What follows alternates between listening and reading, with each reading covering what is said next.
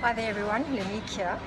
I wanted to share with you, while it's all fresh in my mind, some really beautiful outcomes, insights about how to deal with young people and the issue of suicide.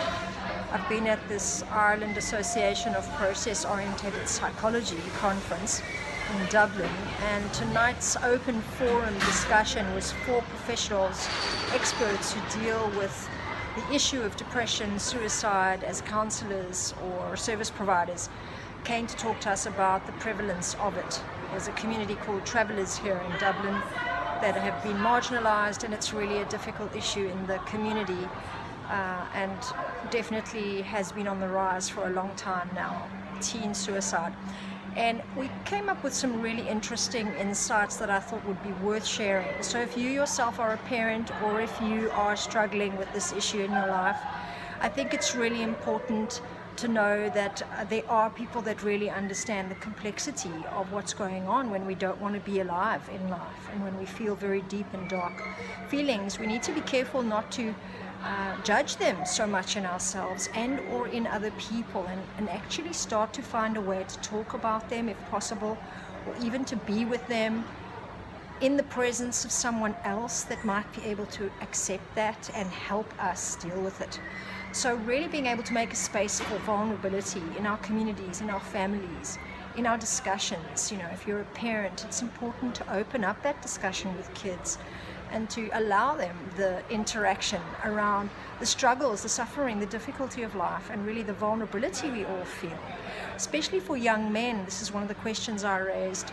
I've seen with youth at risk that this is a really difficult area to work with emotions as a young man, and of course our societies really don't help. We live in patriarchal societies, socially, politically, culturally. There are all kinds of issues that come up, like not being heard by fathers trying their best to connect, but also maybe being away for reasons for work, commitments to career.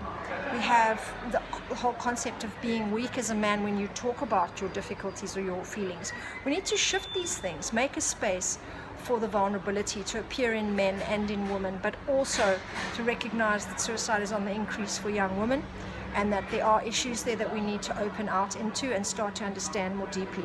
Another thing to really be aware of is the really important role we all play in being able to tolerate difficulties in others. You know, people are struggling with us in relationships, we struggle with people in relationships. We need to find ways to be able to accept and deal with that, all of us, to strengthen our sense of tolerance and ability to relate in complex ways. The third thing, which I think is probably the most powerful, is this idea that really going deep into ourselves so that we can see which is the part that wants to die off, because it may not just be during suicide, but maybe there are parts of us that don't really need to be living in the world the way the world requires us to live with them. And so we need to maybe look sometimes at what is this part of me that doesn't want to be around, and how can I reinvent who I am and connect with this deeper power in me to actually survive and to be here and to be even an inspiration to myself. To be in the essence level is the true secret there. Is how do we connect with spirit, how do we get in touch with our essence, and how do we ultimately at the end of it all really find a way to integrate who we are and to have the power to stand in life honestly and with our full power. I hope this helps you. If you have any questions, please get in touch with me. If you are calling out for someone to hold and help you through this, let me know. Lots of love to you all. Bye-bye.